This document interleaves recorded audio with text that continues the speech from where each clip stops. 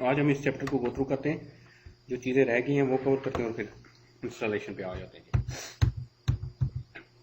अच्छा, ये अब स्ट्रक्चर समझ गया, आपको देख के आपको कोई समझ आ रहा होगा कि आपका एक डेटाबेस सर्वर पे इंस्टेंस है जो कि SGA प्लस बैकग्राउंड प्रोसेस से मिलकर बना है, और हार्ड डिस्क के ऊपर आपकी कुछ फाइल्स हैं जो कि कलेक्टिवली डेटाबेस कहलाती हैं। फिर यूजर प्रोसेस है, और यूजर प्रोसेस के अगेंस्ट सर्वर प्रोसेस है। सर्वर प्रोसेस जो मेमोरी ऑक्यूपाई करता है उसको PGA कहा जाता है, प्राइवेट ग्लोबल एरिया या प्रोसेस ग्लोबल एरिया भी कहते हैं। अच्छा, आपके जो डेटाबेस सर्वर्स होते हैं वो आपके दो तरह की कॉन्फ़िगरेशन में हो सकते हैं। एक तो नॉन क्लस्टर्ड इन्वायरमेंट होती है। नॉन क्लस्टर्ड में ये होता है कि आपका एक सिंगल DB सर्वर है और उसी पे आपकी एप्लीकेशन या डाटा डिप्लॉय हुआ है। तो अगर आपका वो सिंगल सर्वर किसी वजह से बैठ जाए, किसी वजह से उस पर आउटेज आ जाए, कोई डिस्क फेलियर हो जाए, कोई OS पे एरर आ जाए, तो क्या होगा, अनअवेलेबिलिटी हो जाएगी। ठीक है, आपका सिस्टम अनअवेलेबल हो जाएगा। लेट्स से आपका एक DB सर्वर है और उसके ऊपर आपका सारा डाटा आपका स्टोर्ड है और आपकी एप्लीकेशन किसी और मशीन के ऊपर है, वो उस डेटाबेस सर्वर से कनेक्ट हो रही है। तो अगर डेटाबेस सर्वर डाउन हो तो एप्लीकेशन के ऊपर क्या इम्पैक्ट होगा, एप्लीकेशन अनअवेलेबल हो जाएगी, आउटेज होगी यूजर्स के लिए। तो दिस इज कॉल्ड के आपका जो DB सर्वर है वो एक सिंगल पॉइंट ऑफ फेलियर है। ये टर्म बहुत ज्यादा यूज होती है, single point of failure.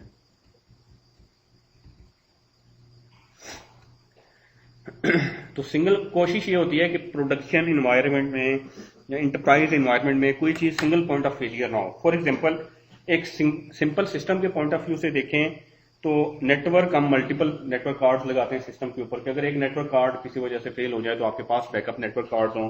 That storage level पे देखा जाए तो आप रेड इंप्लीमेंट करते हैं। रेड क्या होता है किसी को आइडिया?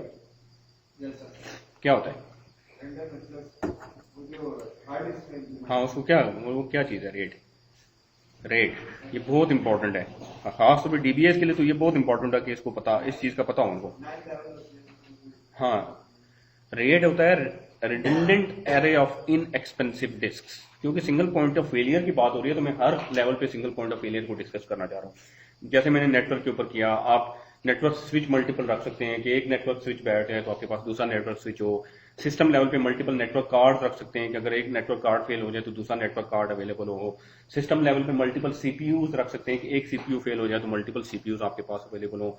मल्टीपल पावर सप्लाईज रखी जा सकती हैं, मल्टीपल आपके मेमोरी कंट्रोलर्स रखे जा सकते हैं। बहुत सारी चीजें जो कि आप मल्टीप्लेक्स कर सकते हैं या उनकी मल्टीपल उसके कॉन्फ़िगरेशन कर सकते हैं। उसकी डिस्क लेवल पे अगर आप देखा जाए तो आप रेड लगाते हैं। लेट्स से अगर एक डिस्क है आपके पास, एक सिस्टम में एक डिस्क लगी हुई है, उस पर कोई रेड नहीं इंप्लीमेंटेड, तो इस डिस्क के ऊपर आपका सारा डाटा है, तो ये भी एक सिंगल पॉइंट ऑफ फेलियर है। ये डिस्क किसी वक्त भी क्रैश कर जाएगी।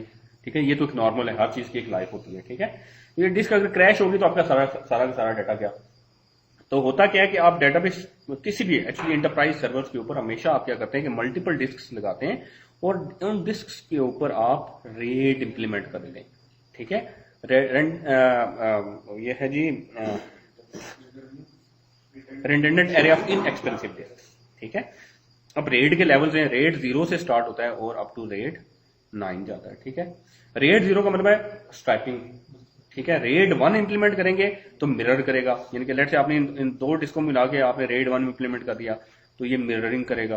यानी कि आपको टोटल डिस्क, अगर आपके पास 100 GB की 2 डिस्कें हैं तो एक्चुअली आपको जो स्पेस मिलेगी वो 100 GB मिलेगी, 100 GB मिरर हो रही होगी। ठीक है, इसी तरीके से रेड 5 है, वो क्या करता है, मिरर भी करता है और स्ट्राइप भी करता है, ये दोनों काम करता है। लेकिन एक्चुअली वो स्ट्राइपिंग जो कर रहा होता है ना वो पैरिटी के थ्रू कर रहा होता है। तो DB सर्वर्स के ऊपर रेड 5 रिकमेंडेड नहीं है, परफॉर्मेंस इश्यूज इसकी वजह से बहुत सारे क्रिएट होते हैं क्योंकि राइट स्लो हो जाती है आपकी। ठीक है, तो या तो रेड 1 होना चाहिए या रेड 1+0 होना चाहिए या 0+1 होना चाहिए। ठीक है, इनमें से कोई रेड होना चाहिए। रेड 5 नॉर्मली आपके OLTP इन्वायरमेंट्स के लिए रिकमेंडेड नहीं है, ये आपने याद रखना है। आगे चल के इसको जब डिस्कशन होगी परफॉर्मेंस पॉइंट ऑफ व्यू से तो इसको देखेंगे। अभी हम रिडंडेंसी के पॉइंट ऑफ व्यू से देख रहे हैं कि आपने क्या क्या चीजें रिडंडेंट रख सकते हैं आप। ठीक है, अच्छा, आपने लेट से हर सर्वर लेवल पे तो हर चीज रिडंडेंट रख ली, लेकिन अगर आप ये पूरी मशीन ही किसी वजह से OS ही क्रैश कर गया तो आपका डेटा अनअवेलेबल हो जाएगा। तो उस चीज से बचने के लिए आप क्या करते हैं, आप डेटाबेस को क्लस्टर्ड इन्वायरमेंट में कॉन्फ़िगर कर लेते हैं। क्लस्टर का आइडिया है आपको? क्लस्टर क्या होता है? क्यों जी, what is a cluster?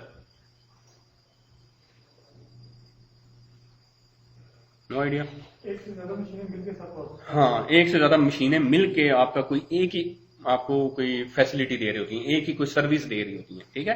Let's say cluster जो है, आपका क्लस्टर मल्टीपल लेवल्स पे हो सकता है। आपका हार्डवेयर क्लस्टर हो सकता है, हार्डवेयर लेवल पे आप क्लस्टरिंग कर दें, आप ओएस लेवल पे क्लस्टरिंग कर दें, आप एप्लीकेशन लेवल पे क्लस्टरिंग कर दें।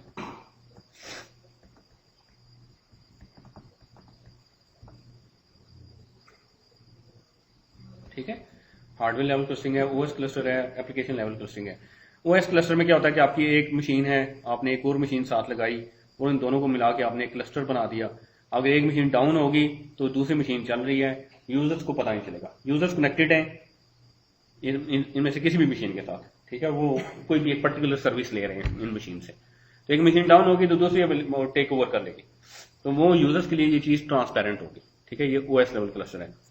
अच्छा, ओरेकल का जो क्लस्टर है, अब हम ओएस क्लस्टर की बात नहीं कर रहे, हम क्योंकि ओरेकल को स्टडी कर रहे हैं, तो ओरेकल का जो क्लस्टर है वो आपका एप्लीकेशन लेवल का क्लस्टर, क्योंकि ओरेकल एक एप्लीकेशन है, डेटाबेस की एप्लीकेशन है ना। तो ओरेकल का जो आपका क्लस्टर है वो एप्लीकेशन लेवल क्लस्टर है। ओरेकल इसको एक नाम देता है रैक, रियल एप्लीकेशन क्लस्टर।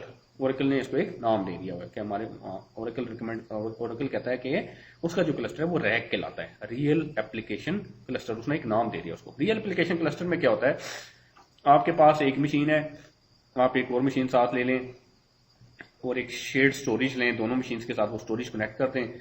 आपने एक डेटाबेस बनाई, लेट से जी बिलिंग के नाम से, जिसमें आपका बहुत सारा डाटा है। तो बिलिंग की डेटाबेस के इंस्टेंसेस इन दोनों मशीन्स पे रन हो रहे होंगे, डेटाबेस फाइल इस शेयर्ड स्टोरेज पे होंगी, आपके यूजर्स इस क्लस्टर से कनेक्ट हो रहे होंगे। अगर एक मशीन डाउन भी हो जाती है तो आपका डाटा अनअवेलेबल नहीं होगा, आपकी एप्लीकेशन को आउटेज नहीं आएगी, आपकी एप्लीकेशन डाउन नहीं होगी। दो इंस्टेंसेस होंगे, ठीक है। हर मशीन पे एक इंस्टेंस होगा, लेकिन डेटाबेस एक ही होगा। जो सेट ऑफ फाइल्स जिनको हम कहते हैं ना, डाटा फाइल्स, कंट्रोल फाइल्स, वो एक ही होंगी, लेकिन वो एक ऐसी स्टोरेज पे पड़ी होंगी जिसको दोनों मशीन एक्सेस कर रही होंगी या दो से ज्यादा मशीन एक्सेस कर रही होंगी, ठीक है। तो ये आपका this is called real application cluster. ये आगे चल के जब हम एडवांस फीचर्स कुछ देखेंगे ना, तो उस वक्त मैं आपको काफी सारी चीजें इसकी बता दूंगा। हमारे कोर्स का पार्ट नहीं है ये, अलग से इसका पूरा कोर्स है, लेकिन ये है कि जितना हम मैक्सिमम कवर कर सके उसमें आपको बता दूंगा। यहाँ पे देखें क्लस्टर डेटाबेस में अगर आप देखें तो आपके पास 3 सेपरेट फिजिकल मशीन हैं या सर्वर्स हैं और एक स्टोरेज है जो इन तीनों मशीन के साथ कनेक्टेड है, और आपकी तीनों मशीन के ऊपर एक एक इंस्टेंस है, एक डेटाबेस है। डेटाबेस का कुछ भी नाम है, उसके 3 इंस्टेंसेस हैं, ठीक है। तो ये आपके क्लस्टर्ड इन्वायरमेंट में आपके 3 सर्वर्स हैं, 3 इंस्टेंसेस हैं जो एक एक डेटाबेस को एक्सेस कर रहे हैं। तो आपके जो यूजर्स कनेक्ट हो रहे होंगे, कुछ यूजर इंस्टेंस 1 से कनेक्ट हो रहे होंगे, कुछ यूजर इंस्टेंस 2 से, कुछ यूजर इंस्टेंस 3 से। लेट्स से इंस्टेंस 3 अगर डाउन हो जाता है, ये मशीन 3 डाउन हो जाती है, तो ऑटोमेटिकली वो शिफ्ट हो जाएंगे सर्वाइविंग नोड्स के ऊपर। इनको नोड्स कहा जाता है क्लस्टर में, दीज आर कॉल्ड नोड्स। ये नोड है, नोड 1 है, नोड 2 है, नोड 3 है, ठीक है। These are called nodes. हाँ देखिए, ये आपके ये सर्वर्स है ना, ये फिजिकल सर्वर्स हैं आपके, बिल्कुल कर सकते हैं।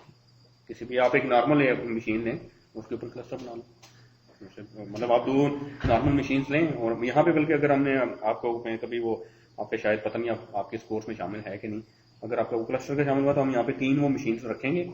एक मशीन को मैं स्टोरेज बनाऊंगा, 2 को मैं नोड बनाऊंगा और उसके ऊपर मैं आपको 11G का क्लस्टर डिप्लॉय करके दिखाऊंगा। तो आप, क्योंकि वो काफी कम्प्लेक्स है क्लस्टर डिप्लॉयमेंट ना, उसके रिक्वायरमेंट, उसके प्री रिक्विजिट्स, उसकी कॉन्फ़िगरेशन, वो सारी आपको पता होनी चाहिए, ठीक है। तो वो आप किसी भी मशीन के ऊपर कर सकते हैं क्लस्टरिंग इंप्लीमेंट। आपके नॉर्मल क्लस्टरिंग का फायदा ये होता है ना कि आपके मतलब कमोडिटी सर्वर्स, जो नॉर्मल सर्वर्स हैं, उनके ऊपर आप क्लस्टरिंग कर लें तो आपकी वो जो स्केलेबिलिटी है वो बहुत ज्यादा बढ़ जाती है। आपको एक ही सर्वर के ऊपर memory, hard disk, CPU increase करने की जरूरत नहीं है, आप मल्टीपल मशीन्स लगा के उसकी स्केलेबिलिटी अचीव कर सकते हैं। नहीं, देखें ओएस सेम होना चाहिए, ठीक है, लेकिन हार्डवेयर सेम होना जरूरी नहीं है। एक पे 4 GB मेमोरी है, दूसरे पे 8 GB मेमोरी है, डजंट मैटर, लेकिन ओएस का रिलीज सेम होनी चाहिए। बिल्कुल कर सकते हैं, रन टाइम पे मशीन ऐड कर लें, मशीन को मूव कर लें, जो मर्जी कर लें। तो ये बहुत, मतलब अभी तो बहुत ज्यादा एडवांस हो गया है। ये जो आप जो रिलीज पढ़ रहे हैं, इसमें बहुत ज्यादा ओरेकल ने ना एनहांसमेंट्स की हैं क्लस्टरिंग में खासतौर पे, तो वो बहुत अच्छे फीचर्स हैं इसके अंदर। वो डेफिनेटली जब नहीं, रेड जो है वो उसका डेटाबेस से ताल्लुक नहीं है कोई। रेड तो आपके स्टोरेज की सोल्यूशन है ना, रेड का तो किसी डेटाबेस या एप्लीकेशन या किसी और चीज से कोई ताल्लुक नहीं है। रेड का मतलब है आप एक डिस्क फेलियर को टॉलरेट करना चाहते हैं। आप चाहते हैं कि आपकी अगर एक डिस्क फेल हो जाए तो आपका पूरा सिस्टम ही ना बैठ जाए, तो डिस्क फेलियर से बचने के लिए आप रेड लगाते हैं। उस रेड के ऊपर आप डेटाबेस की फाइल रख लें या ऑपरेटिंग सिस्टम इंस्टॉल कर लें या कोई एप्लीकेशन इंस्टॉल कर लें, डजंट मैटर। रेड जो है किसी भी सिस्टम के ऊपर, चाहे एक डेटाबेस सर्वर है, चाहे एक एप्लीकेशन सर्वर है, चाहे कोई एक वेब सर्वर है, उन सब के ऊपर जो डिस्कें होंगी उनके ऊपर आप रेड लगाएंगे। ठीक है, रेड स्टोरेज को के सिंगल पॉइंट ऑफ फेलियर से बचने के लिए, एक डिस्क फेल होने से आपका डाटा ही ना लॉस हो जाए। क्लस्टर आपकी एक मशीन फेलियर के लिए, एक पूरी मशीन ही फेल हो जाए, एक पूरी मशीन ही बैठ जाए तो आपका डेटाबेस अनअवेलेबल ना हो जाए, पूरे एक सर्वर के फेलियर के लिए। देन इसी तरीके से एक और है डेटा गार्ड, वो एक पूरे साइट के फेलियर के लिए। जैसे आपका ये पूरा एक साइट है, आपका डाटा सेंटर है, ये पूरी साइट ही कोलैप्स कर जाए तो तब भी आपका डाटा अवेलेबल है, आपके एप्लीकेशन अवेलेबल है, उसके लिए फिर डाटा गार्ड होता है, वो फेल हो, उसको कहते हैं डिजास्टर रिकवरी। ओके जी, देन जी connecting to a database, connecting to database में आप कनेक्शन स्टैब्लिश करते हैं डेटाबेस के साथ, तो फिर आपका एक सेशन स्टैब्लिश हो जाता है। यूजर प्रोसेस और सर्वर प्रोसेस हमने देखा था कि यूजर प्रोसेस यूजर मशीन पे इन्वोक होता है, जब वो डेटाबेस सर्वर से कनेक्ट होता है तो डेटाबेस सर्वर के पे उसके लिए एक सर्वर प्रोसेस क्रिएट कर दिया जाता है, और दैट इज कॉल्ड का यूजर का एक सेशन स्टैब्लिश हो गया हुआ है, और हर यूजर की सेशन की एक सेशन आईडी होती है जिससे हम उस यूजर के सेशन को आइडेंटिफाई कर सकते हैं, डीबीएस आइडेंटिफाई कर सकते हैं कि कौन कौन से यूजर इस वक्त डेटाबेस से कनेक्टेड हैं, वो क्या कर रहे हैं, कौन सी क्यूरी चला रहे हैं, एंड सो ऑन, बहुत सारी चीजें उसकी बैकएंड पे मॉनिटर कर सकते हैं। ओके, देन है जी एसजीए की फर्दर डिटेल्स हमने देख ली थी, शेड पूल हमने देख लिया हुआ है, डेटाबेस बफर कैशे और रीड टू लॉग बफर, ये 3 एरियाज हम देख चुके हुए। ठीक है, लार्ज पूल, लार्ज पूल आपका यूज होता है जी, शेड पूल आपको पता है क्यूरीज के एग्जीक्यूशन प्लान्स के लिए यूज होता है, डेटाबेस बफर कैशे आपकी most recently use data blocks के लिए यूज होती है, और लॉग बफर आपके डेटाबेस में जितनी भी चेंजेस होती है वो इसमें कैप्चर की जाती है, वो लास्ट टाइम हमने कवर किया था डिटेल से। लार्ज पूल, जावा पूल और स्ट्रीम्स पूल, ये जो 3 कंपोनेंट्स हैं ये ऑप्शनल कंपोनेंट्स हैं, बल्कि ये जो इसके अलावा जितने भी कंपोनेंट्स हैं डेटा आपके एसजीए के अंदर वो ऑप्शनल कंपोनेंट्स हैं, लेकिन इनमें से लार्ज पूल और जावा पूल आपको कॉन्फ़िगर कर लेने चाहिए, हाईली रिकमेंडेड है। और बाकी ये जो की बफर पूल और रिसाइकल बफर पूल और एन के बफर कैशे, ये एज पर योर रिक्वायरमेंट आप कॉन्फ़िगर करते हैं, लेकिन इनको हम डिटेल से अभी इस लेवल पे हम डिस्कशन नहीं करेंगे कि बहुत ज्यादा डेप्थ में जाना पड़ेगा, तो आगे इस पे चैप्टर्स हैं जिसके ऊपर हम, बल्कि ये नेक्स्ट बुक के अंदर है, ये कीप, रिसाइकल और एन के कैशियस, तो ये सब डिस्कस करेंगे। अभी हम लार्ज पूल और जावा पूल और स्ट्रीम्स पूल को डिस्कस कर लेते हैं ताकि ये पोर्शन कंप्लीट हो जाए। लार्ज पूल, अच्छा, डेटाबेस में बहुत सारे ऑपरेशंस ऐसे होते हैं जिसके लिए जिसको डेडिकेटेड अलग से मेमोरी चाहिए होती है, उनमें से एक ऑपरेशन है बैकअप एंड रिकवरी।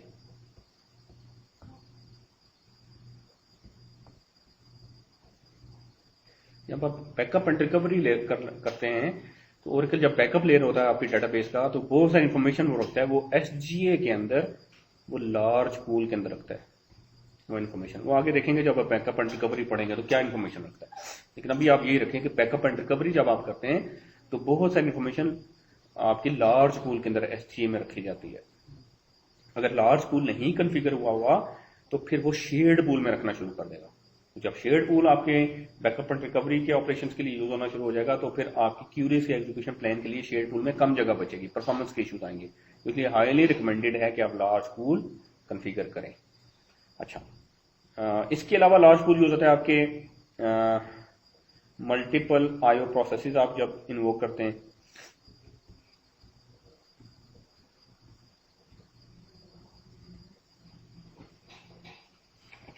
जिसको पैरेललिज्म भी कहते हैं, आप पैरेलल में कोई क्यूरी चलाते हैं।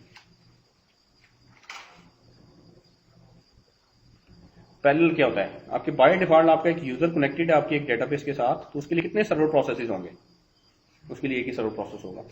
आप लेकिन यूजर चाहता है कि मेरी ये जो क्यूरी है उसके अगेंस्ट उसके लिए 4 सर्वर प्रोसेसेस इन्वोक हो, तो यूजर ये कर सकता है, डीबीए कंट्रोल कर सकता है, लेकिन यूजर प्रोसेसेस इन्वोक कर सकता है जितने वो चाहे, लेकिन लिमिट लगाई जा सकती है डेटाबेस के ऊपर। लेट्स से इस यूजर ने क्यूरी में रिक्वेस्ट की कि मेरे लिए 4 सर्वर प्रोसेसेस बनाए जाए, तो ओरेकल क्या करेगा, उसके लिए 4 सर्वर प्रोसेसेस बनाएगा, S1 S से लेकर S4 तक। लेट्स से तो क्या होगा, ये 4 सर्वर प्रोसेसेस में उसका काम डिवाइड हो जाएगा। जैसे ये हो सकता है एक टेबल से डाटा लेके आए, दूसरा प्रोसेस दूसरे टेबल से डाटा लेके आए, तीसरा प्रोसेस तीसरे टेबल से लेके आए, चौथा प्रोसेस चौथे टेबल में से लेके आए, या ये हो सकता है ये चारों प्रोसेस एक ही टेबल में से डाटा लेके आए और आपस में डिस्ट्रीब्यूट करने काम। वो काम क्या होगा, जल्दी हो जाएगा। Parallelism, this is called parallelism. अब पैरेलल क्यूरी जब चलाते हैं तो वो प्रोसेसेस में वो डिस्ट्रीब्यूट हो जाता है वर्क, और फिर वो सारे प्रोसेसेस मिलके काम करते हैं और काम जल्दी हो जाता है। तो जब ये चार प्रोसेसेस आपकी एक क्यूरी के अगेंस्ट या मल्टीपल प्रोसेसेस एक स्टेटमेंट के अगेंस्ट एग्जीक्यूट हुए, तो ये आपस में मैसेजेस एक्सचेंज कर रहे होते हैं। वो मैसेजेस लार्ज पूल के अंदर रखते हैं, और अगर लार्ज पूल ना कॉन्फ़िगर हो तो फिर वो शेयर्ड पूल यूज करना शुरू कर देते हैं। ठीक है, इसके अलावा कुछ और भी हैं, वो भी आगे डिस्कस करते हैं कि कौन कौन से और सिनेरियो जब आपका लार्ज पूल कॉन्फ़िगर यूज होता है। हाँ जी,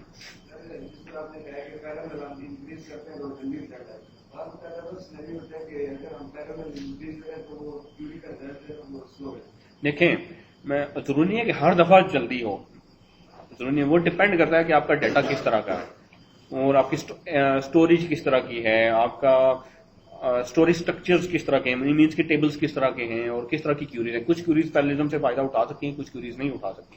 ठीक है, तो जब वो परफॉर्मेंस ट्यूनिंग के ऊपर जाऊंगा ना तो थोड़ा डिटेल से बता दूंगा कि कौन कौन से काम, वैसे सारे काम पैरेलल किए जा सकते हैं, लेकिन डिपेंड करता है कि आपने आपकी कॉन्फ़िगरेशन क्या हुई है। नॉर्मली ऐसा नहीं होता कि आपके पैरेललिज्म आपने इन्वोक किया, पैरेललिज्म के थ्रू आपकी क्यूरी इंस्टेड के फास्ट चलने के वो स्लो चलना शुरू हो गया, ऐसा बहुत कम होता है। ठीक है, नहीं डिस्कस करेंगे, देख लेंगे वो क्या कौन से सिनेरियो हो सकते हैं। ठीक है, ओके जी। तो जावा पूल लार्ज पूल अभी आगे डिस्कस करेंगे, नेक्स्ट स्लाइड्स में आएगा। तो जावा पूल आपकी जो ओरेकल की डेटाबेस है उसकी बहुत सारी डेवलपमेंट जावा में हुई है, जावा की क्लासेस में हुई है। तो जब डेटाबेस स्टार्टअप होती है ना तो बहुत सारी जावा की क्लासेस लोड होती हैं और कंपाइल होती हैं, तो वो जावा पूल के अंदर जाके होती हैं। और इसके अलावा आप डेटाबेस के अंदर जो कोड लिख सकते हैं, वैसे ओरेकल जो ना एक प्रोग्रामिंग लैंग्वेज जो ओरेकल की है वो है PL/SQL। ठीक है, आपने शायद काम किया होगा उसके ऊपर, PL/SQL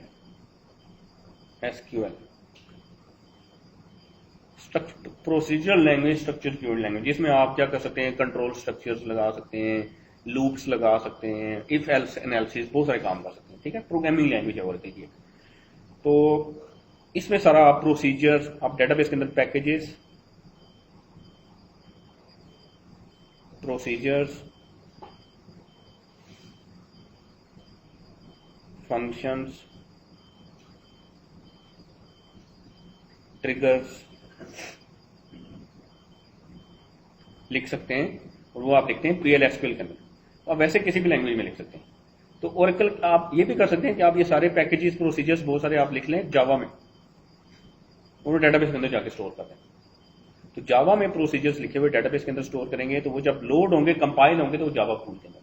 इसलिए जब आपने कोई ऐसी डेवलपमेंट की है जो डेटाबेस के अंदर है, वो जावा के प्रोसीजर फंक्शंस लिखे हुए, तो फिर आपको जावा पूल कॉन्फ़िगर करना पड़ेगा। साइज क्या होगा वो डिपेंड करता है उसका। ठीक है,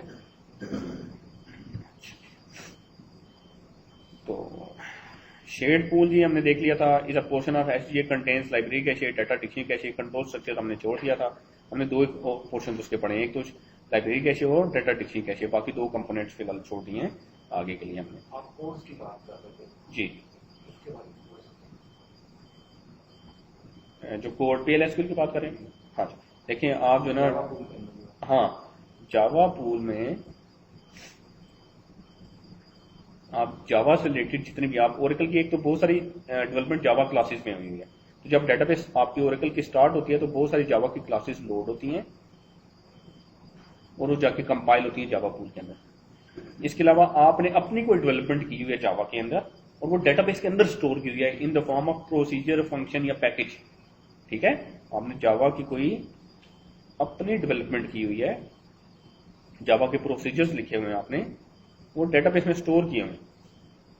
वो जब आप प्रोसीजर्स कॉल करेंगे, एग्जीक्यूट करेंगे, तो वो भी जावा पूल के अंदर जाके कंपाइल होंगे। ठीक है, उनको स्पेस चाहिए कंपाइल होने के लिए, वो जावा पूल में हो। तो ये जावा पूल इन केसेस में जावा पूल आपको कॉन्फ़िगर करना पड़ेगा, नहीं करेंगे तो फिर शेयर पूल की तरफ जाना शुरू हो जाएगा, फिर परफॉर्मेंस के इश्यूज आएंगे। तो इसलिए ये मेमोरी स्ट्रक्चर्स आप कॉन्फ़िगर करते हैं, इसके अलावा तो नहीं है कोई। ठीक है, तो शेयर्ड पूल हमने डिटेल से डिस्कस किया हुआ है। कोई क्वेश्चन हो तो मुझे बताइएगा। Database buffer cache is part of SGA, holds copies of data blocks that are read from the data files is shared by all concurrent users. ठीक है, तो बहुत सारे यूजर्स का डाटा इसमें आता है और फिर यहाँ से यूजर को रिटर्न किया जाता है। डेटाबेस बफर कैश में डाटा रखने का क्या फायदा है, क्यों रखा जाता है डेटाबेस बफर कैश में डाटा, क्या परफॉर्मेंस कैसे गेन होगी?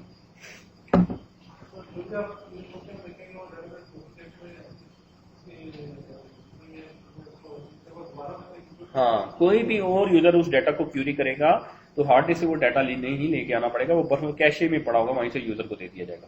तो एक दफा मैं डाटा लेके आया, वो मेरा डाटा बफर कैशे में आ जाएगा, अब वही डाटा कोई और यूजर क्यूरी करता है तो उसको बफर कैशे में से दे दिया जाएगा, इंस्टेड के वो हार्ड डिस्क में से लाया जाए, तो परफॉर्मेंस इंप्रूव हो जाएगी। Read lock buffer is a circular buffer index. ये सर्कुलर का मतलब है वो फिल होती है तो फिर दोबारा से एम्प्टी हो जाती है, फिर फिल होती है, फिर एम्प्टी हो जाती है, साथ साथ वो एम्प्टी होती रहती है आपकी हार्ड डिस्क के ऊपर रीड लॉक फाइल्स के अंदर। Holds information about changes made to the database. तो इसमें जो चेंजेस होती है उसको रीडू एंट्रीज कहा जाता है, वो चेंज वेक्टर्स होते हैं आपके रीडू लॉक बफर्स के अंदर, और रीडू लॉक बफर से वो चेंज वेक्टर्स आपके रीडू लॉक फाइल्स के अंदर जाते हैं। Large pool session memory for shared server and Oracle XA interface. IO server processes, जैसे मैंने आपको कहा था मल्टीपल सर्वर प्रोसेसेस आप इन्वोक करें तो उसके लिए होता है। डेटाबेस के बैकअप एंड और रीस्टोर ऑपरेशन के लिए आपका लार्ज पूल यूज होता है। अभी हम ओवरव्यू पढ़ रहे हैं, ये याद रखिएगा, this is the first chapter. हम और इसकी डिटेल्स हम आगे पढ़ेंगे, हर चैप्टर में हर इससे रेलेवेंट डिटेल्स आएंगी, हर पोर्शन से रेलेवेंट, तो इसलिए बहुत सारी डिटेल्स आप आगे जाके पढ़ेंगे। इसलिए अभी आपको आर्किटेक्चर पता होना चाहिए। Java and stream pool. Java pool memory is used to store all session specific Java code and the data in the JVM, Java virtual machine. जो ओरेकल की आपकी जावा की क्लासेस हैं वो इसमें जाके स्टोर होती हैं। Steam spool 10G onward Oracle introduce कराया था। ये ओरेकल रेप्लिकेशन के लिए यूज होती है। ओरेकल में एक रेप्लिकेशन के इनहांस फॉर्म है स्ट्रीम्स। स्ट्रीम्स में ये होता है कि आपका एक डेटाबेस है, लेट्स से वो पड़ा हुआ है जी कराची में, और आपका एक डेटाबेस है लाहौर में। आप चाहते हैं डेटाबेस कराची की जो डेटाबेस है उसमें कोई भी चेंजेस हो तो वो लाहौर वाली डेटाबेस में ऑटोमेटिकली रेप्लिकेट हो जाए, तो लाहौर वाली डेटाबेस में कोई भी चेंजेस हो तो ऑटोमेटिकली रेप्लिकेट कराची वाली डेटाबेस में हो जाए। तो इन दोनों के दरमियान एक तो कनेक्टिविटी होनी चाहिए, दूसरा फिर आप ओरेकल स्ट्रीम्स को यूज करते हुए इन दोनों के दरमियान डाटा रेप्लिकेट कराएंगे। और ये रेप्लिकेशन यूज होती है आपका डिफरेंट कॉन्टिनेंट्स में आपके वो पड़े हुए हैं डेटाबेसेस पड़े हुए हैं, तो ये रेप्लिकेशन टेक्निक्स बहुत ज्यादा यूज होती हैं कि आपकी मास्टर सर्वर है, वहां से आपका डाटा डिफरेंट छोटी छोटी डेटाबेसेस में जा रहा है, या छोटी डेटाबेसेस से आपका डाटा रेप्लिकेट होकर मेन मास्टर डेटाबेस में, जैसे ये नादरा का सिस्टम है। नादरा की जगह जगह हेड ऑफिस मेन डेटाबेस इनकी यहाँ पे है, और फिर इनकी हर सेंटर के ऊपर छोटी छोटी डेटाबेसेस जहाँ पे डाटा एंट्री होती है, और वहां से at the end of the day data सारा रेप्लिकेट होकर इनके मेन सर्वर के ऊपर आ जाता है। तो बैकएंड पे ओरेकल स्ट्रीम्स यूज कर रहे हैं। वो क्या करते हैं, जो डाटा उसमें कैप्चर करना होता है ना सोर्स सिस्टम से, वो उठा के स्टीम स्पूल में रखता है और वहां से फिर डेस्टिनेशन के ऊपर वो सेंड कर देता है।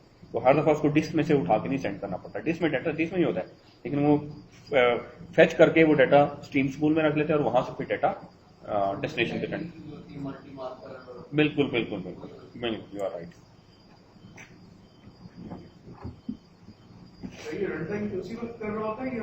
ये आपकी मर्जी है, देखिए वो रेप्लिकेशन आपकी रियल टाइम, इसको सिंक्रोनस कहते हैं, सिंक्रोनस भी हो सकती है ये सिंक्रोनस, वो आपकी मर्जी है, this is up to you. मतलब वो देखेंगे उसके फिर बहुत सारी वो आगे है ना, आगे अगर वो ऑन कमिट आप चाहते हैं कि उधर भी कमिट हो जाए तो इधर कमिट हो, तो फिर वो सिंक्रोनस रेप्लिकेशन करनी पड़ेगी। फिर वो परफॉर्मेंस का, फिर अगर आपकी नेटवर्क कनेक्टिविटी किसी वजह से ब्रेक हो जाती है तो फिर इधर कमिट ही नहीं होगा जब तक कि दूसरी साइड पे कमिट नहीं होता। बहुत सारी चीजें कंसिडर करनी पड़ती हैं जी, और डेफिनेटली फिर बहुत सारी चीजें ना, अवेलेबिलिटी वर्सेस परफॉर्मेंस, ये दो चीजें फिर आपको वो उन दोनों में से को मिक्स करके चलना पड़ता है कि कौन सी आपकी रिक्वायरमेंट ज्यादा क्या, आपकी अवेलेबिलिटी आपकी क्रिटिकल है या डाटा की जो है क्या नाम है, हाँ अवेलेबिलिटी प्लस दूसरा क्या नाम प्रोटेक्शन, डाटा प्रोटेक्शन ज्यादा क्रिटिकल है या परफॉर्मेंस ज्यादा क्रिटिकल है, वो आपने डिसाइड करना।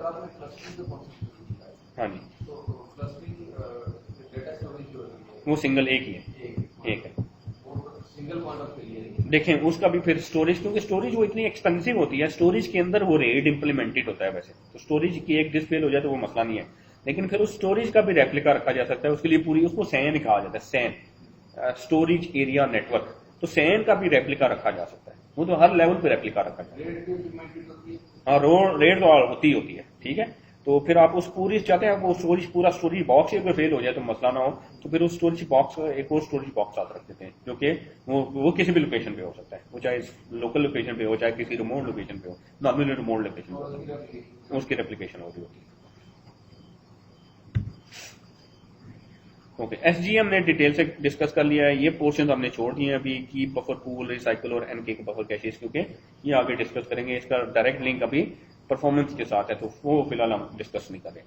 देन है जी प्रोग्राम ग्लोबल एरिया, ये पीजीए प्राइवेट ग्लोबल एरिया भी कहा जाता है एंड प्रोग्राम ग्लोबल एरिया भी इसको कहा जाता है।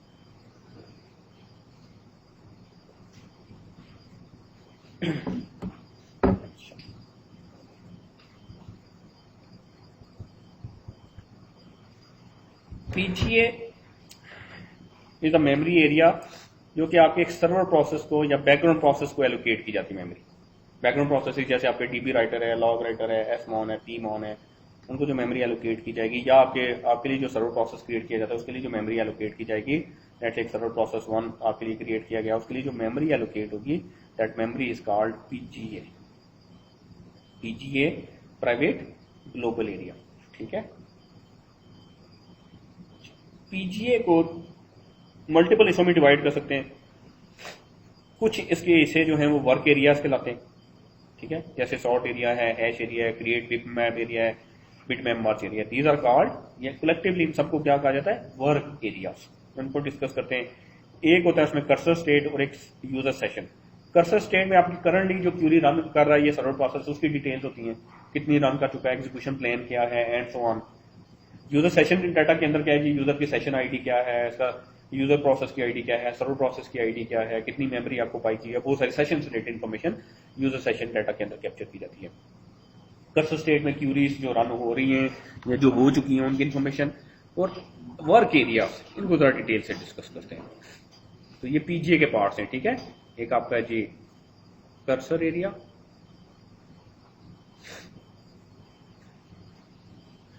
ठीक है, एक आपका यूजर सेशन डाटा है,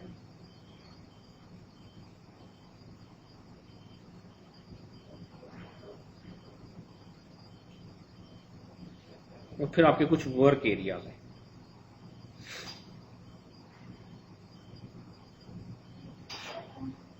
ये दो हम पार्ट देख चुके हैं। वर्क एरियाज को मैं आपको डिस्कस कर लेता हूँ, ये यहाँ पे कंप्लीट हो जाए।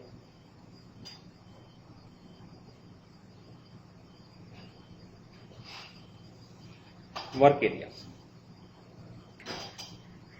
ओरेकल 8i से स्टार्ट करते हैं। ओरेकल की रिलीज थी ओरेकल 8 या 8i तक। आपका वर्क एरियाज एलोकेट होते थे। वर्क एरियाज आपके 4 किस्म के हैं। एक होता है जी सॉर्ट एरिया, मर्ज एरिया, हैश एरिया, और एक और है bitmap merge area.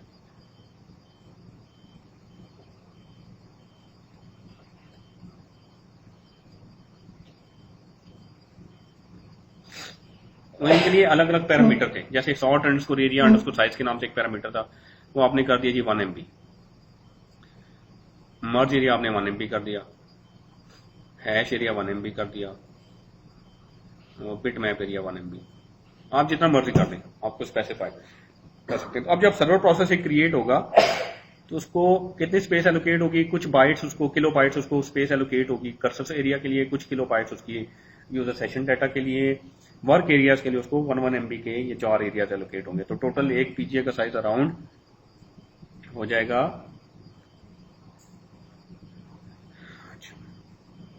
Sort area में क्या होता है कि जैसे नाम से जाहिर है सॉर्टिंग होती है, डाटा सॉर्ट होता है। जब आप क्यूरी लिखते हैं ना, उसमें एंड में लिखते हैं ऑर्डर बाय, तो क्या करता है ओरेकल, डाटा फेच करके लाता है हार्ड डिस्क में से बफर कैशे के अंदर, बफर कैशे से फिर उस सर्वर प्रोसेस को सर्वर प्रोसेस उठाता है और अपने सॉर्ट एरिया के अंदर उस डाटा को सॉर्ट करता है और फिर यूजर को रिटर्न करता है, ठीक है। तो सॉर्ट एरिया, अब जो क्यूरी है वो जरूरी नहीं ऑर्डर बाय लगाओ तो तब भी सॉर्ट करें, ग्रुप फंक्शन आप यूज करें या कोई ऐसी क्यूरी करें जिसमें उसको डाटा सॉर्टिंग की जरूरत पड़े, कोई भी ऐसे ज्वाइन मेथड यूज करें जिसमें उसको डाटा सॉर्टिंग की यूज करें की जरूरत पड़े। तो ओरेकल क्या करता है, अपने सॉर्ट एरिया में हर सर्वर प्रोसेस के लिए एक सॉर्ट एरिया होता है।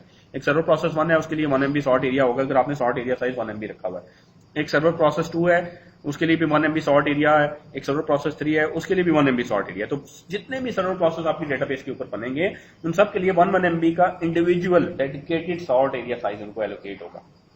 ये मैं ओरेकल 8 तक की बात कर रहा हूँ, ओरेकल 8 आई में ऐसा है, ठीक है। अच्छा, अब अगर एक सर्वर प्रोसेस 1 है या एक यूजर 1 है, वो अगर डाटा 1 MB या उससे लेस सॉर्ट कर रहा है तो वो उसका डाटा जो है मेमोरी में ही सॉर्ट हो जाएगा सॉर्ट एरिया के अंदर, क्योंकि सॉर्ट एरिया का साइज 1 MB है। लेकिन अगर एक यूजर जो है वो 5 MB डाटा सॉर्ट कर रहा है तो अब क्या होगा, उसका सॉर्ट एरिया साइज तो कम है, तो उसका सॉर्ट एरिया साइज कम है तो वो मेमोरी में सॉर्ट हो नहीं सकता, वो एरिया वेस्ट चला जाएगा। उसका ये 5 MB का डाटा हार्ड डिस्क पे लेके जाया जाएगा और हार्ड डिस्क के ऊपर होती है एक टेम्प फाइल। एक आपके डेटाबेस में होती है टेम्पररी टेबल स्पेस, आपने नाम सुना होगा, टेम्पररी टेबल स्पेस होती है या टेम्प फाइल होती है उसमें। तो आपका डाटा हार्ड डिस्क के ऊपर एक टेम्प फाइल में जाके सॉर्ट होना शुरू हो जाएगा, आईओ बढ़ जाएगी डेटाबेस के अंदर, परफॉर्मेंस डिक्रीज होना शुरू हो जाएगी। और एक और यूजर है, उसने डाटा 10 MB का सॉर्ट किया तो उसके लिए भी वो टेम्प फाइल के अंदर डाटा जाएगा और वहां पे जाके डाटा सॉर्टिंग होना शुरू हो जाएगी। तो one size does not fit for all. आपने 1 MB का साइज सॉर्ट एरिया स्पेसिफाई कर दिया या 2 MB का size sort area size specify कर दिया तो सबके लिए हो सकता है सफिशिएंट ना हो। आपकी डेटाबेस में लेट से 200 यूजर्स कनेक्टेड हैं और सारे सॉर्टिंग कर रहे हैं, तो उसको कितनी स्पेस एलोकेटेड होगी सॉर्टिंग के लिए? 200 MB। हर यूजर को 1 MB की सॉर्ट एरिया साइज एलोकेटेड होगा। उनमें से हो सकता है 50 यूजर का डाटा तो मेमोरी में सॉर्ट हो रहा हो, 150 यूजर्स को स्पेस तो एलोकेट हुई है मेमोरी में, लेकिन उनकी सॉर्टिंग जाके टेम्पररी टेबल स्पेस पे हो रही है। रीजन ये है कि वो सॉर्ट एरिया उनके लिए सफिशिएंट नहीं है। यही चीज मर्ज एरिया के लिए इसकी है, हैश एरिया और बिटमैप एरियाज के लिए। ये 3 एरिया जो है ना वो जॉइंस के लिए यूज होते हैं। जब ओरेकल टेबल्स को ज्वाइन करता है तो डिफरेंट तरह के मर्ज ज्वाइन है, हैश ज्वाइन है, बिटमैप मर्ज ज्वाइन है, ये डिफरेंट ज्वाइंस के मेथड्स हैं। तो ओरेकल क्या करता है, ये ज्वाइंस के लिए यूज करता है। तो अगर आपका वो डाटा जो ज्वाइन कर रहा है वो भी एक इस साइज से पड़ा है तो फिर वो ज्वाइन भी इसमें पूरे नहीं आ सकते, तो फिर ये एरियाज आपके वेस्ट चले जाते हैं। तो हो सकता है आपकी जी 5 MB का प्रोसेस है, हाँ जी, तो 1 जो है उसको यहीं से मिलेगा, कहाँ से? जो सॉर्ट एरिया है 1 में आ जाएगा, 4 उसमें टेम्पररी में चला जाएगा। नहीं और प्रोसेस इसमें देखिए, आप कनेक्ट हुए डेटाबेस के साथ, आपको 1 MB का सॉर्ट एरिया साइज मिल गया मेमोरी के अंदर। अब आपने क्यूरी की, वो क्यूरी आपका 5 MB का डाटा हार्ड डिस्क में से लेके आई, वो 5 MB का डाटा लेके आई, आपके पास जो सॉर्टिंग के लिए आपको एरिया मिला वो 1 MB का है, वहां पे डाटा सॉर्टिंग नहीं हो सकती, उस एरिया को इग्नोर कर दिया जाएगा। वो 5 MB का डाटा उठा के टेम्पररी टेबल स्पेस के अंदर लेके जाएगा, वहां पे जाके सॉर्टिंग, ठीक है। तो इस तरीके से तो आपका वो सॉर्ट जो है वो मल्टीपल टाइम वो टाइम काफी ज्यादा लेगा, आई वो बहुत ज्यादा होगा। अच्छा, ओरेकल 9 में ओरेकल ने क्या किया कि इंस्टेंट के हर यूजर को सॉर्ट एरिया साइज अलग से स्पेसिफाई किया जाए, ओरेकल ने वर्क एरिया साइज पॉलिसी जो है वो ऑटो कर दी। पहले मैनुअल थी 9 में, एक पैरामीटर दे दिया वर्क एरिया साइज पॉलिसी, इसको ऑटो कर दिया। इसको आप मैनुअल भी कर सकते हैं और ऑटो भी कर सकते हैं, बाय डिफॉल्ट ऑटो होता है। तो फिर इसके साथ एक और पैरामीटर ओरेकल ने दे दिया PGA underscore aggregate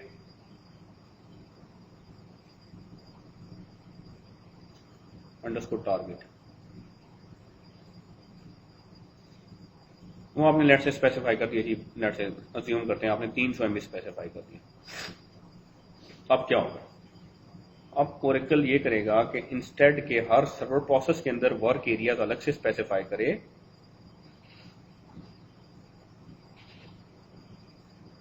work areas जो हैं वो खत्म ही हो जाएंगे आपके उसमें से पीजीए में आपके कर्सर एरिया और यूजर सेशन डाटा और एक और एरिया रह जाएगा। और ओरेकल आपके पास अगर आप देखें, अगर एक डेटाबेस सर्वर की मेमोरी को अगर आप देखा जाए तो मेमोरी जो डिस्ट्रीब्यूटेड होती है, कुछ एरिया एसजीओ को मिलता है, ये हमने डिटेल से कवर किया हुआ है, कुछ एरिया फिर आपके जो सर्वर प्रोसेसेस उनको मिलता है, हर सर्वर प्रोसेस को कुछ एरिया मिलता है, उसको क्या कहा जाता है, पीजीए। फिर 9 ऑनवर्ड एक और पीजीए भी बनता है जिसको कहते हैं पीजीए एग्रीगेट टारगेट, वो एसजीए के अलावा एरिया होता है। लेट्स से आपके ओएस पे टोटल मेमोरी 8 GB है, ठीक है, 8 GB में से आपने एसजीए 4 GB दे दिया, तो ओएस के पास कितनी मेमोरी बची, 4 GB। 4 GB में से आपके बहुत सारे सर्वर प्रोसेसेस और बैकग्राउंड प्रोसेसेस को मेमोरी मिली होगी, लेट्स से 1 GB मेमोरी जो ना आपके पीजीए ने ली हुई है कलेक्टिवली, तो सर्वर ओएस के पास कितनी मेमोरी बची, 3 GB। 3 GB में से आपने लेट्स से जी PGA aggregate target 300 MB specify कर दिया या 500 MB स्पेसिफाई कर दिया, तो ओएस के पास कितनी मेमोरी बची? 2.5 GB, ठीक है। तो ये जो पीजीए एग्रीगेट टारगेट है, ये ओएस के पास जो फ्री मेमोरी बचती है वहां से एलोकेट होता है, और दिस इज कॉल्ड, इसको भी पीजीए कहते हैं। एक पीजीए वो होता है जो हर सर्वर प्रोसेस को एलोकेट होता है, एक वो पीजीए जो कि सेंट्रली ओरेकल एलोकेट करता है। इस पीजीए एग्रीगेट टारगेट का क्या मकसद है कि आपका अगर कोई भी ये यूजर प्रोसेस सॉर्टिंग करेगा, ये या ये प्रोसेस सॉर्ट करेगा, ये प्रोसेस सॉर्ट करेगा, तो वो सॉर्टिंग सबकी इसी एरिया में जाके होगी। एक सेंट्रल एरिया ओरेकल ने बना दिया। अब ये 500 MB का एरिया है, अगर एक server process 10 MB data sort करता है, दूसरा server process 20 MB data sort करता है, तो सबकी सॉर्टिंग एक ही इस एरिया में फिट आ जाएगी। इंस्टेड के हर यूजर को एक 1 MB का या 2 MB का या 3 MB का या 5 MB का इंडिविजुअल सॉर्ट एरिया दिया जाए, उन सबको कंबाइन करके एक सेंट्रल एरिया ओरेकल ने बना दिया और उसको पीजीए एग्रीगेट का नाम दे दिया। पीजीए एग्रीगेट टारगेट के नाम से एक पैरामीटर है, उसके थ्रू आप इसको कॉन्फ़िगर करते हैं, और हाईली रिकमेंडेड है कि आप वही कॉन्फ़िगर करें। आप प्राइवेट पीजीएस ना कॉन्फ़िगर करें, वो जब वर्क एरियाज कॉन्फ़िगर ना करें हर यूजर के लिए। तो जब आप ये पीजीए एग्रीगेट टारगेट कॉन्फ़िगर कर लेते हैं, तो फिर ये सारे पैरामीटर्स आप स्पेसिफाई नहीं करते, इनकी जरूरत नहीं है, ठीक है।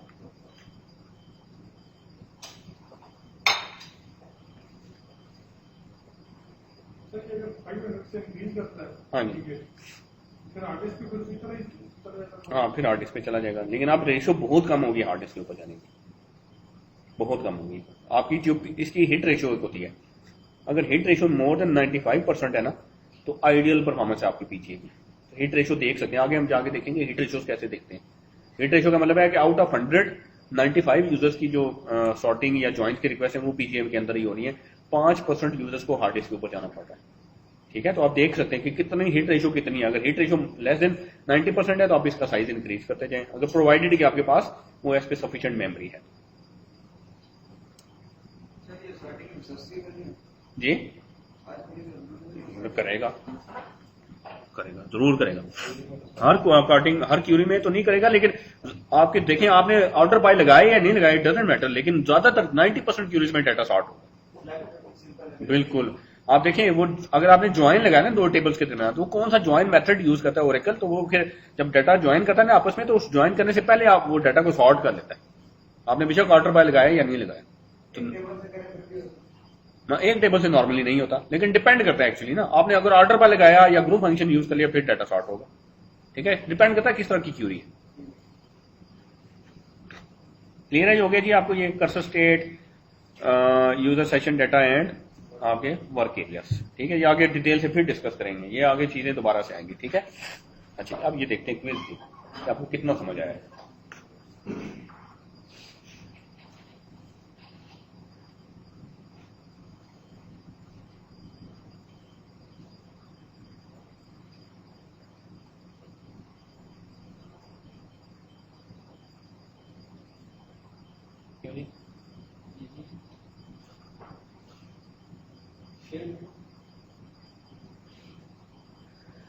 और क्या बताइए,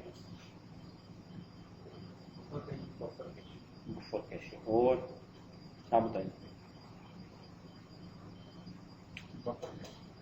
देखें बफर कैशे में क्या होता है, मोस्ट रिसेंटली यूज डेटा।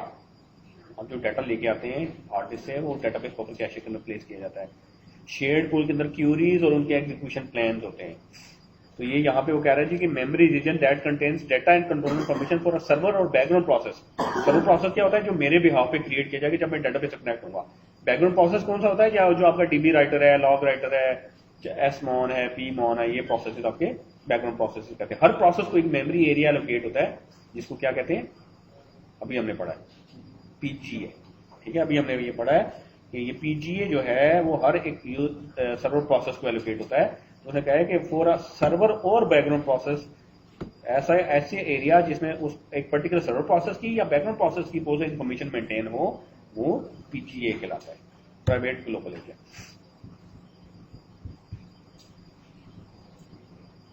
ये तो आपको आना चाहिए। क्या चीज,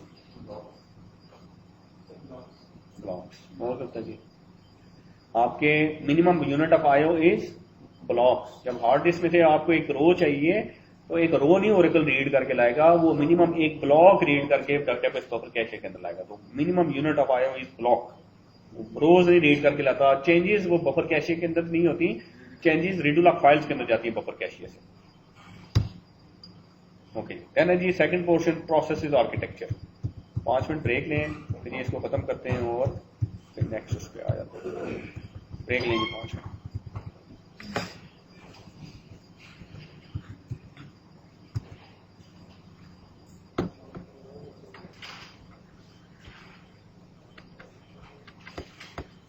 ओके जी, process is architecture.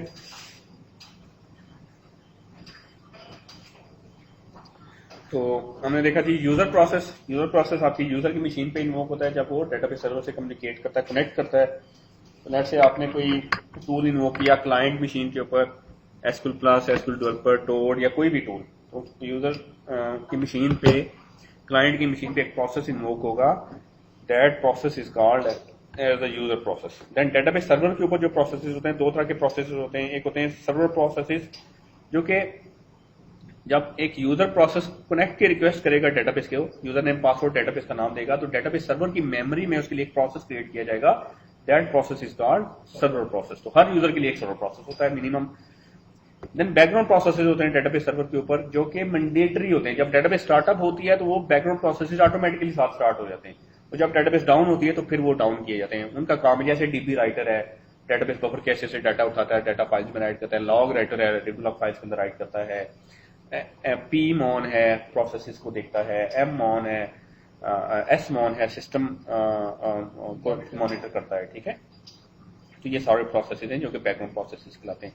Then database के अंदर कुछ डेमन्स या एप्लीकेशन प्रोसेसेस हैं। इनमें एक लिसनर्स हैं और 11G release to onward grid infrastructure के डेमन्स हैं। इनको डिटेल से डिस्कस करेंगे जब हम ग्रिड इंफ्रास्ट्रक्चर इंस्टॉल करेंगे। ठीक है, अभी डिस्कस कर लेते हैं ताकि आपको आइडिया हो। ये मैं फिलहाल स्किप कर रहा हूँ। डेटाबेस राइटर क्या करता है?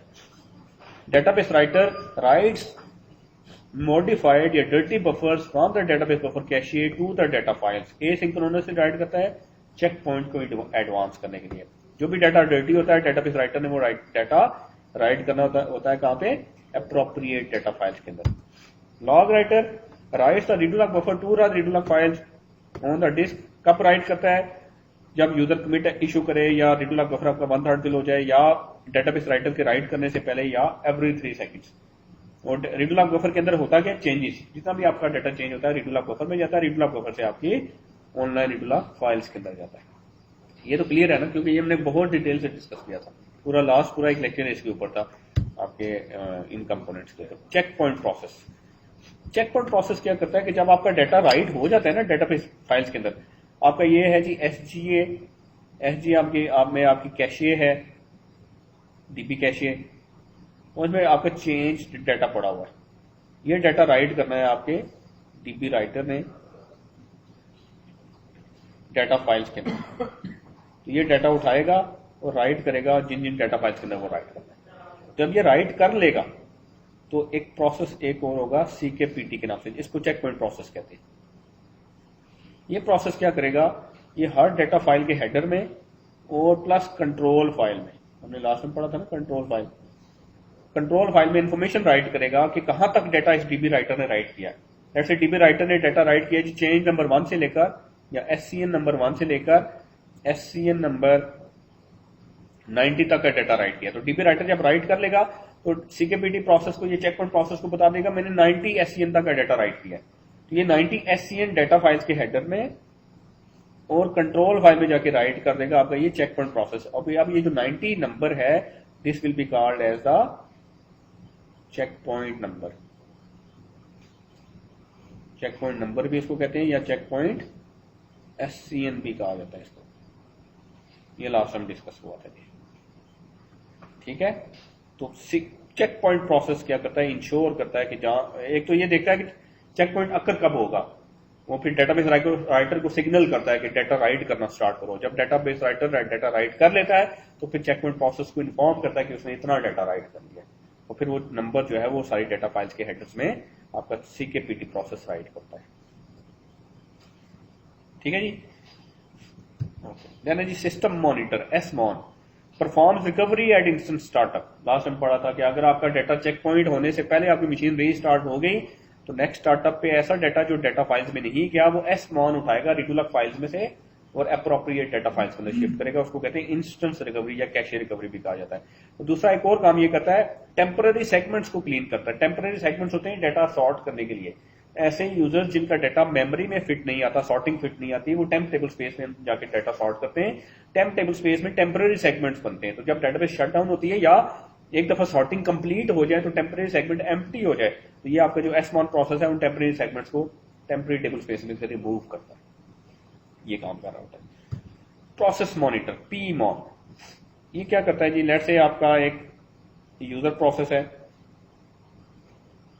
वो कनेक्ट हुआ डेटाबेस सर्वर के साथ। डेटाबेस सर्वर में उसके लिए एक प्रोसेस क्रिएट किया गया, सर्वर प्रोसेस।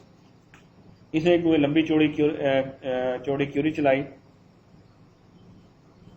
और सबमिट कर दी सर्वर प्रोसेस को। सर्वर प्रोसेस वो क्यूरी लेके एग्जीक्यूट करना स्टार्ट हो गया। मीनवाइल ये जो यूजर प्रोसेस है ये मशीन ही डाउन होगी। अब सर्वर प्रोसेस को इसका नहीं पता होगा, सर्वर प्रोसेस चल रहा है, उन्हें मेमोरी ऑक्यूपाई की, उन्हें रिसोर्सेज लिए हुए, वो सीपीयू यूज कर रहा है डेटाबेस सर्वर के ऊपर, वो मेमोरी कंज्यूम कर रहा है, वो आईओ कंज्यूम कर रहा है।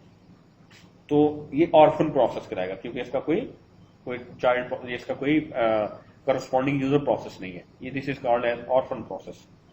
तो आपका पीमॉन एक प्रोसेस है डेटाबेस में, प्रोसेस मॉनिटर के नाम से। वो क्या करता है, सारे सर्वर प्रोसेसेस के जो यूजर प्रोसेस है उनको पिंग कर रहा होता है, आउटपुट चेक कर रहा होता है। ऐसे सर्वर प्रोसेस जिनके अगेंस्ट यूजर प्रोसेस उसको नहीं मिलेंगे या उनकी तरफ से रिस्पॉन्स नहीं आएगा, उनको वो डेड कंसिडर करेगा।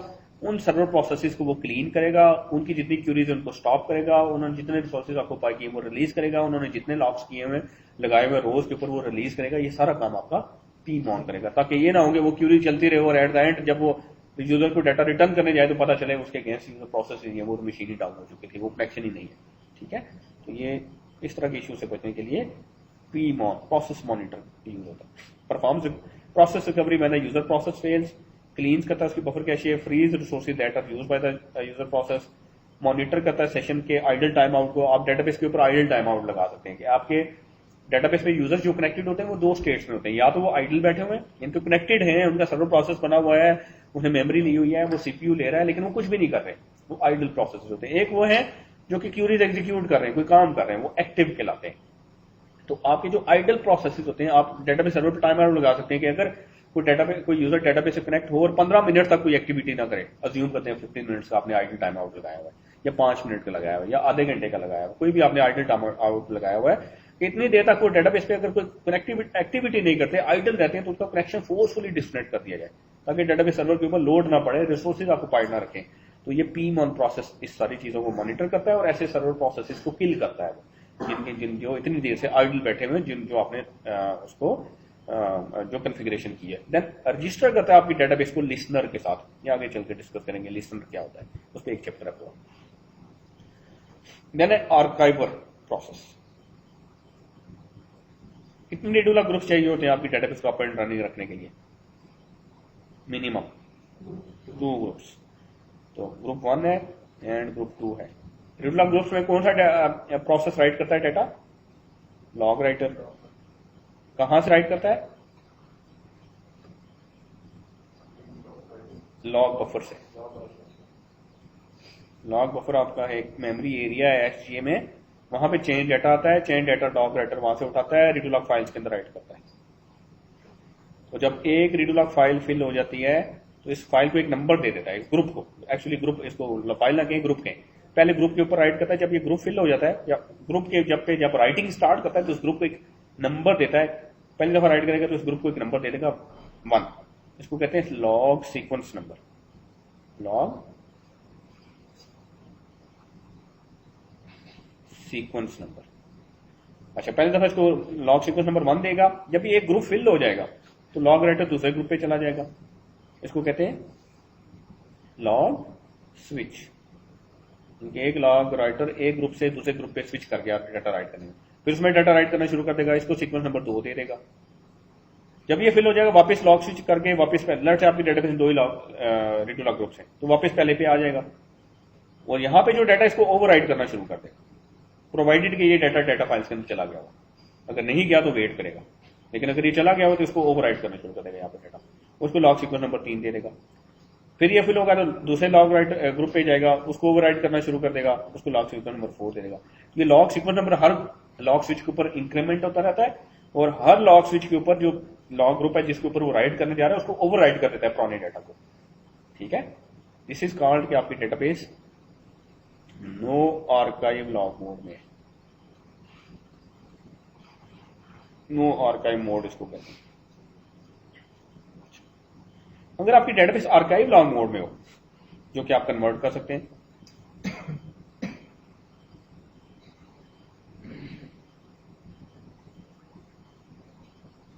आर्काइव लॉग मोड में क्या होता है कि लॉग राइटर पहले ग्रुप पे राइट कर रहा है, वो फिल हो गया, लॉग राइटर स्विच करके दूसरे ग्रुप पे चला गया, तो आपकी डेटाबेस अगर आपका आर्काइव लॉग मोड में है तो एक और प्रोसेस आपकी डेटाबेस में चल रहा होगा जिसको कहते हैं आर्काइवर, और मल्टीपल हो सकते हैं वो आर्काइवर 1 2 3 4 5। जैसे एक लॉग फिल होगी, लॉग राइटर दूसरे ग्रुप पे स्विच करेगा, आर्काइवर क्या करेगा, इस फील्ड रीडू लॉग ग्रुप को कॉपी करेगा और आपकी एक स्पेसिफाइड लोकेशन के ऊपर, डिस्क के ऊपर उसको जाके डंप कर देगा, एक फाइल बनाएगा, उसके सारे कंटेंट्स उसके इसमें कॉपी कर देगा। इसको कहते हैं archives, these are called archives. ये बहुत इंपॉर्टेंट है। आपकी प्रोडक्शन डेटाबेस लाजमी आर्काइव मोड में होनी चाहिए। एडवांटेजेस है बहुत सारे इसके। जब दूसरा रीडू लॉग ग्रुप फुल होगा तो आर्काइवर क्या करेगा, उसकी कॉपी बना के, और लॉग स्विच हो जाएगा तो उसकी कॉपी बना के एक और आर्काइव बना देगा। फिर जब ये फिल होगा तो एक यानी कि हर लॉग स्विच पे आपकी आर्काइव्स बनती जाएंगी। इन आर्काइव्स का फायदा क्या है, आपकी सारी की सारी चेंजेस सेव हो रही हैं आपके पास।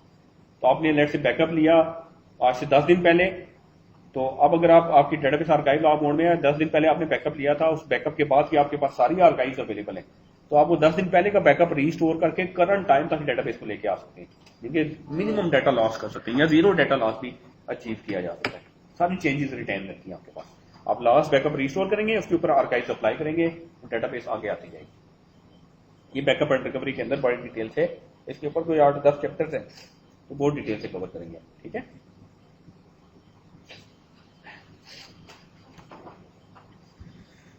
तो आर्काइवर प्रोसेस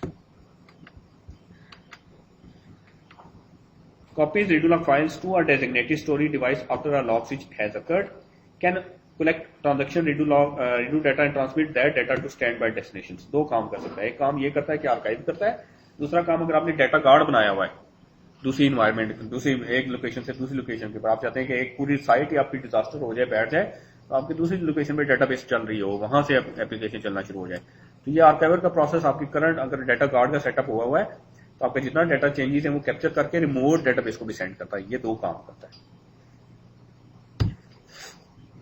ये छोड़ दिया मैंने क्योंकि अभी हमने उसको डिस्कस ही नहीं किया, एएसएम को या ग्रिड इंफ्रास्ट्रक्चर को। डेटाबेस के स्टोरेज स्ट्रक्चर्स में देखा जाए तो कंट्रोल फाइल्स हमने देखी हैं जी, आपकी डेटाबेस की डिटेल्ड इंफॉर्मेशन इनके अंदर होती है। डेटा फाइल्स आपकी डेटा डिक्शनरी प्लस आपका यूजर्स का सारा डाटा डेटा फाइल्स के अंदर होता है। ये डाटा फाइल्स किसी न किसी टेबल स्पेस का पार्ट होंगी।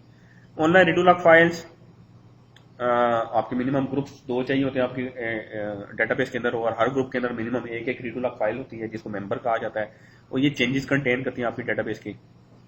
देन आपके पास है आर्काइव रीडू लॉग फाइल्स। आपकी ऑनलाइन रीडू लॉग फाइल जब फिल हो जाती है तो अगर आपकी डेटाबेस आर्काइव लॉग मोड में है तो फिल्ड रीडू लॉग ग्रुप को कॉपी करके एक लोकेशन पर रख दिया जाता है जिसको आर्काइव्स कहते हैं।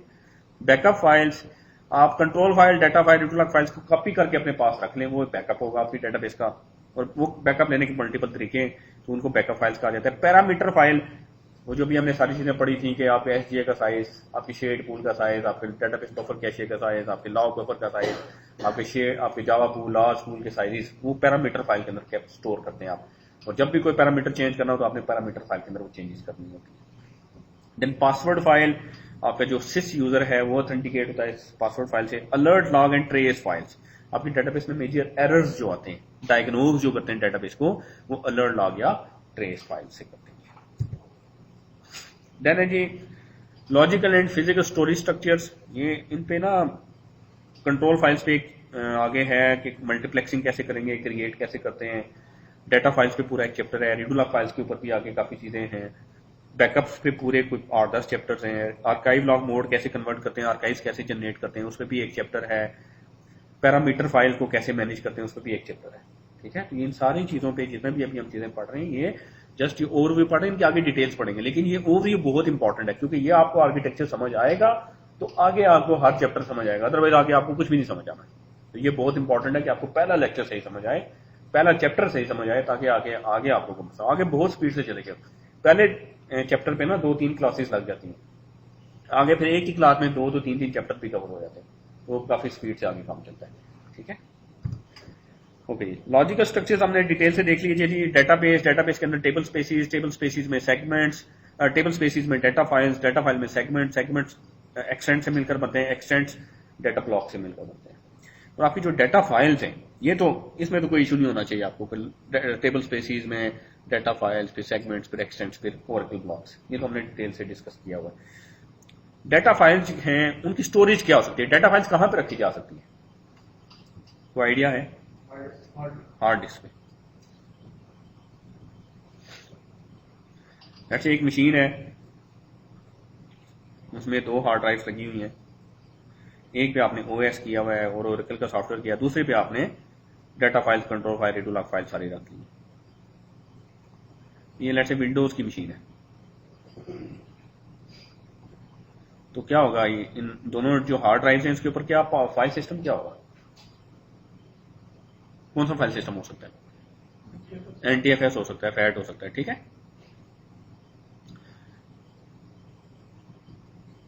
अगर ये लाइनक्स होगी तो कौन सा होगा, ext3 होगा। ठीक है, ext2 ext3 होगा। तो यानी कि आपकी जो डेटा फाइल्स हैं वो रख सकते हैं आप फाइल सिस्टम के ऊपर।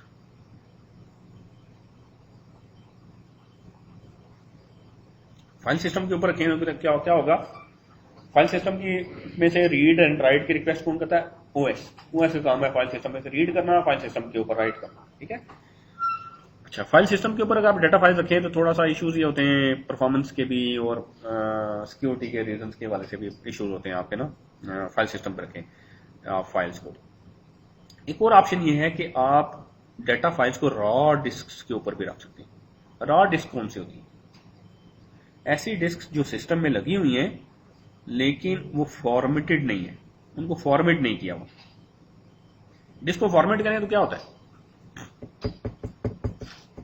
क्या होता है जी? ये डेटा खत्म होता है। क्या होता है फॉर्मेट करेंगे तो क्या होता है? Data disc file system implement होता है। जब वो फॉर्मेट करते हैं ना, तो वो अगर आपने विंडोज में फॉर्मेट कर रहे हैं तो हो सकता है वो NTFS उसके ऊपर इंप्लीमेंट कर दें या FAT32 इंप्लीमेंट कर दें। लाइनक्स यूनिक्स में उसको फॉर्मेट करेंगे तो उसका फाइल सिस्टम इंप्लीमेंट कर देता है। फॉर्मेट का मतलब ये होता है कि फाइल सिस्टम इंप्लीमेंट कर रहा है उस डिस्क के ऊपर। ऐसी डिस्क जो फॉर्मेटेड ना हो, OS उसके ऊपर रीड राइट नहीं कर सकता। ठीक है ना, आप बगैर फॉर्मेट किए हुए डिस्क को एक ऐसी डिस्क लेके आए जो कभी भी फॉर्मेट नहीं हुई, रॉ डिस्क है, उसको रॉ कहते हैं। तो वो अगर आप उसके ऊपर डबल क्लिक करें एरर देता है कि उसको फॉर्मेट करो।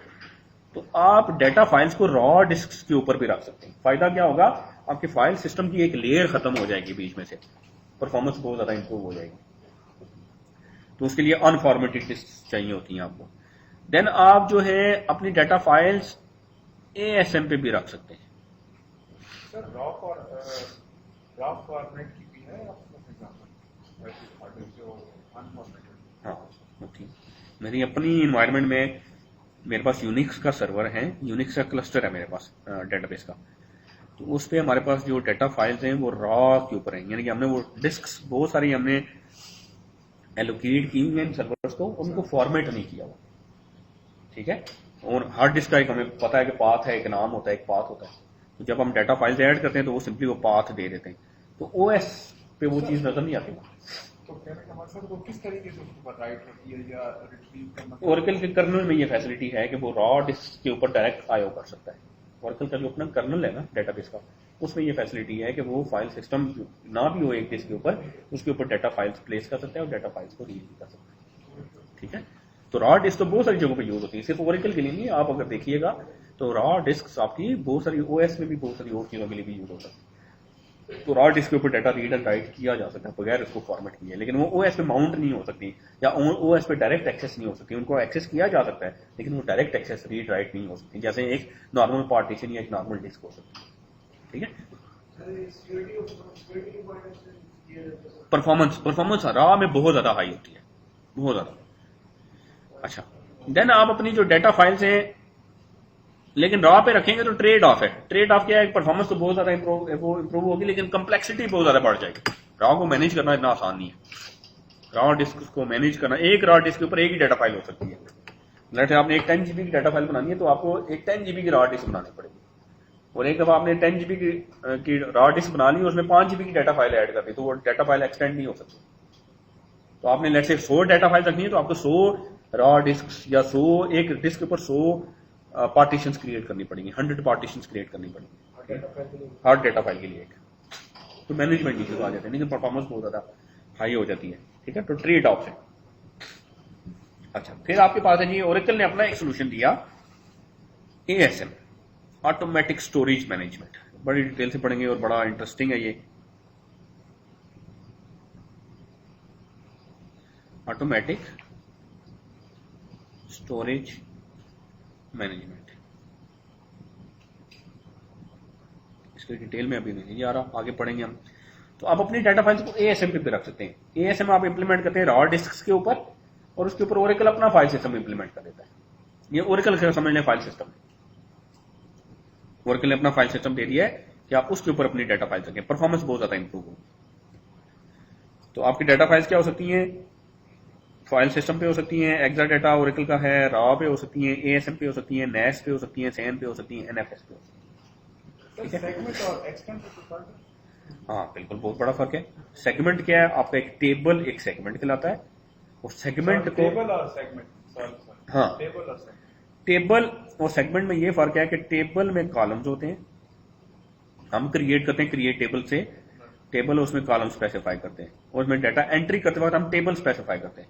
बैकएंड पे इस टेबल के लिए एक सेगमेंट ओरेकल क्रिएट करता है, जिसमें जाके वो डाटा स्टोर करता है। टेबल क्या है, वो डेफिनेशन है जस्ट कि टेबल का ये नाम है, उसमें ये कॉलम है, उनकी ये डाटा है, वो सिर्फ डेफिनेशन और कुछ भी नहीं है। और एक्चुअली जो है वो उस टेबल के लिए ओरेकल एक सेगमेंट, ओरेकल समझ लें उसको, जब हार्ड डिस्क के ऊपर क्रिएट करता है तो उसको एज अ सेगमेंट क्रिएट करता है, उसको स्पेस एलोकेट करता है। यानी ओरेकल टेबल को जब ट्रांसलेट करता है, हाँ, तो बैकएंड पे तो सेगमेंट में करता है, बिल्कुल ऐसे स्टोरेज के पॉइंट ऑफ व्यू से।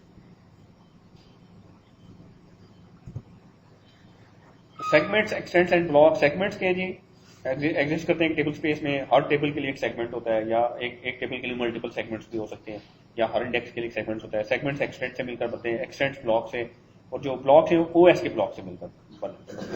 OS का ब्लॉक साइज नॉर्मली जो है वो 512 बाइट्स होता है, 512 बाइट्स होता है। तो ओरेकल का जो ब्लॉक साइज मिनिमम है वो 2 किलोबाइट होता है मिनिमम। तो आपका जो ओरेकल का ब्लॉक साइज है वो OS के ब्लॉक साइज का मल्टीपल है, यानी कि इसको OS के ब्लॉक साइज को मल्टीप्लाई बाय 4 करें तो तब जाके 2 किलोबाइट बनता है। तो आपका रिकमेंडेड ये है कि आपका जो डेटाबेस का ब्लॉक साइज हो वो OS के ब्लॉक साइज का मल्टीपल होना चाहिए।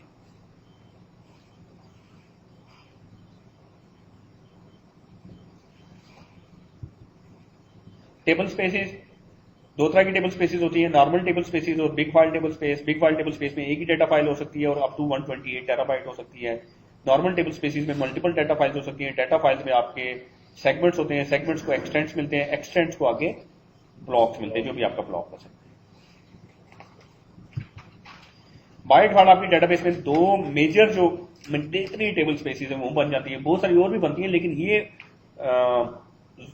टेबल स्पेसेस ऐसी हैं जो कि क्रिटिकल है। सिस्टम और सिसऑक्स। सिस्टम टेबल स्पेस में आपकी सारी की सारी डाटा डिक्शनरी होती है, डेटाबेस का बहुत सारी डिटेल्ड इंफॉर्मेशन इसके अंदर मेंटेन होती है। सिसऑक्स की टेबल स्पेस में आपकी इंटरप्राइज मैनेजर रिपोजिटरी होती है, जो आप वेब के थ्रू एक्सेस करते हैं ना, ब्राउजर के थ्रू, के डेटाबेस की एडमिनिस्ट्रेशन आप माउस बेस भी कर सकते हैं, वो उसकी रिपोजिटरी सिसऑक्स की टेबल स्पेस में होती है। ये ऐसे छोड़ दिया फिलहाल मैंने। तो ये कंप्लीट डायग्राम है जी जो हमने इस पूरे चैप्टर में पढ़ी। ठीक है, दैट्स इट। हाँ जी, पीमॉन क्या करता है?